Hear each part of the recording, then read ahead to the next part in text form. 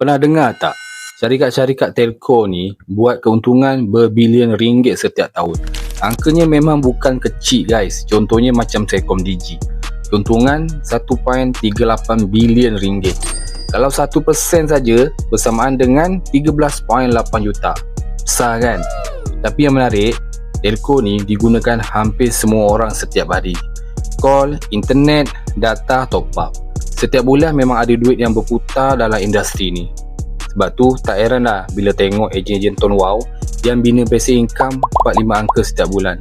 Bahkan ada yang 6 angka sebulan. Persoalannya, kita nak kekal sebagai pengguna saja atau kita nak cuba ambil peluang dalam industri telco ni? Alhamdulillah, saya dah berada dalam industri telco Ton Wow ni sejak 2017 hinggalah sekarang. Daripada buat secara part time, hinggalah saya jadikan ia sebagai full time. Jadi kalau anda nak tahu macam mana sebenarnya bisnes telco Ton Wow ni berfungsi, saya ada sediakan penerangan lengkap secara percuma. Kalau nak dengar, link ada dekat bio. Dengar dulu penerangan dia, lepas tu anda nilaikan sendiri. All the best.